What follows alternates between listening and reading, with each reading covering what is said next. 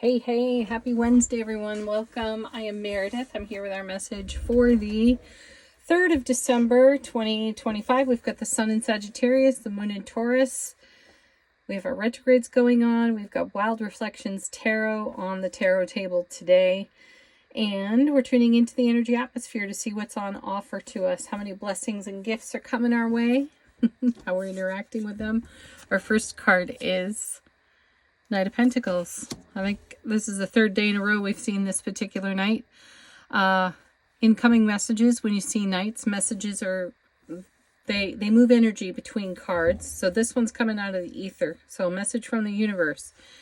Consult your map. Consult your direction. Are you moving in the right direction for yourself? Let's see what it's connected to.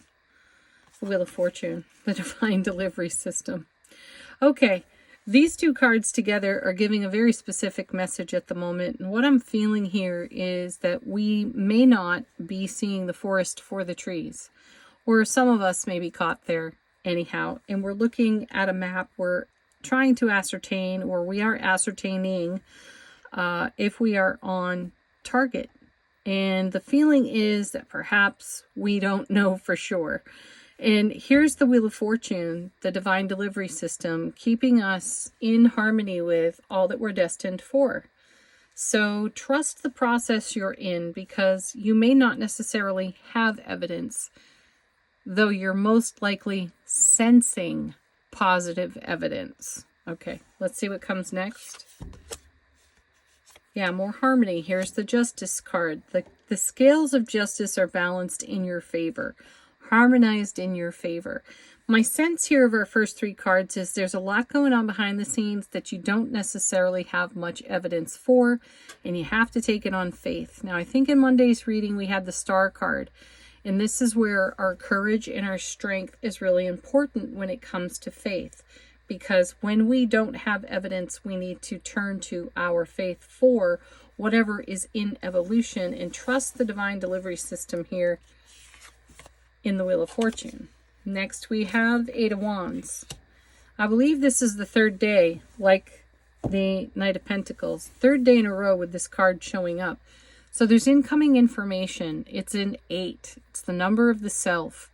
It's the 8 of Wands, which is a marriage card. It's the way we bring energy together and weave energy together, and weaving the energy in such a way that it is supportive of our current foundation, which we are establishing a great legacy of happiness upon right now. Though, based on yesterday's reading, it feels like that energy might be a little bit chaotic. And even the day before, Monday's reading too, there may have been some chaos. And I've said now 2 days in a row, so I'm going to say it for a 3rd. Everything is happening exactly the way it's meant to. That's not necessarily showing up in exactly the way you thought it would. So you're being asked to be flexible with the universe here and allow for things to happen in a way that could be rare and uncommon for you. And I have the sense that if you're looking around right now, things don't necessarily look like they are in harmony with the vision you have. Yet everything is taking shape. It's coalescing. It's becoming. And sometimes that creative process gets a little bit messy. So just roll with it, folks. Next set, 3 cards. The first is another repeat card. We saw the 6 of Cups in yesterday's reading. This is the soulmate card. This is channeled information from your own soulful presence. And it's a harmony of your divine masculine, divine feminine energy as well. So you're harmonized. You're all set and ready for receiving. And it's incoming swiftly. The information, the intuition is incoming swiftly off the Wheel of Fortune. So consult your map, and that map may be how you visualize your manifestation. Consult that. Recognize that you are far more in harmony for receiving than you could even recognize. And the cards are letting you know you're better off than you even realize in this moment. So coming with our 6 of Cups, we have Ace of Swords. I like this. I like this a lot because this is a card of great truth, brilliant clarity, everlasting strength. We need clarity. We need strength in these moments where we have to take a lot on faith and trust a process. So Ace of Swords is a brilliant card to have here, which also lets you know that your intuition, 6 of Cups, your channeled information, whatever it is you're downloading from your soulful presence, the universe at large, is very, very accurate.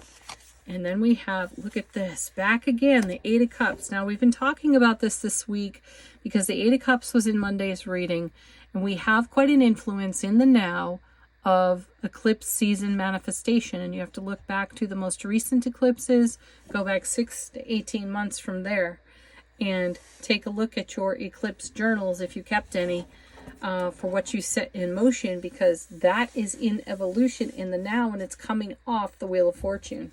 It's a big deal. Bottom of the deck, how is the universe helping us out behind the scenes? Eight of Swords. I like this because we're setting ourselves free from a mental trap. And it's very possible that we have wandered into one when we thought there was no evidence. We may think we're in some sort of energetic or frequency quagmire, and really we're not. We're more free than we even recognize in the moment because of the harmony that we're maintaining for ourselves as well. It's just that there's so much going on behind the scenes that it feels really different in what we call, quote unquote, real time now. Just roll with it. Then look at this, Nine of Cups, dreams come true, wishes fulfill, bigger and better than you can even dream in this now moment. So trust this process. And then we have Seven of Swords. I'm not surprised to see it. This is the self-sabotage card. And this is the card where the ego starts yammering away on the internal dialogue when we don't necessarily recognize evidence that's in front of us. So be mindful of this, because the Seven of Swords is called the thief, and it will rob you of your joy in the moment. And if that's happening, you got to get to the validation of how you feel, which is, I may temporarily feel. Finish that statement. However, the truth is, I am, and then finish that sentence for yourself. Validate and then reaffirm. And let heaven touch earth in you. King of Swords, excellent. If you ever needed a bullshit meter, there's the King of Swords, and he'll show you right where it is. So if you're wandering into BS in your inner dialogue, the King of Swords is quickly going to show you the Ace of Swords, bring the brilliant clarity and the truth and the everlasting strength required to embrace the incoming Nine of Cups that's coming off that Wheel of Fortune. And then we have the Queen of Pentacles. Very sweet energy right there. She and the King both create a gorgeous ripple effect of energy. And those are waves we get to ride. And those are waves of abundance, love, and joy, and happiness, opportunity, doorways of opportunity. So all of that's happening, and it's happening through this eclipse energy being delivered by the Wheel of Fortune in a really magical way, Nine of Cups, that shows us how we've set ourselves free from old mental traps where we talk ourselves out of the blessings and the gifts that are on offer to us. And instead we're embracing that, noticing where our own BS is, correcting that for ourselves through validation and reaffirmation, which is really wonderful. And we're adding to our ripple effect with this Queen. All right. Angel answers. Ask a question of the deck if you have one. Let it confirm the reading or be a fresh message for us.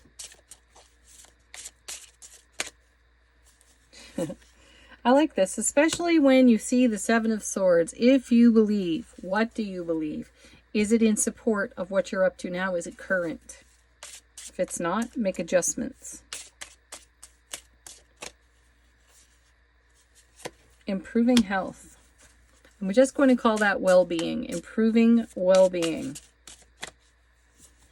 Emphatic success is back again for us.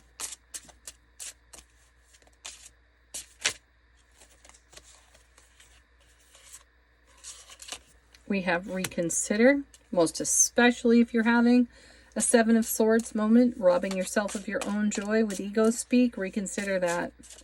Remember, validate it, then let it go. Reaffirm.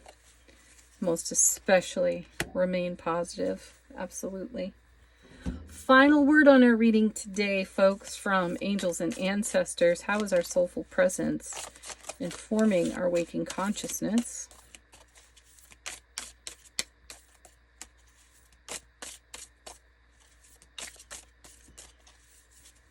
Very nice. Guardian angel, you are not alone. No, never. You're always looked after, watched over by your guides, your angels, your ancestors, the divine.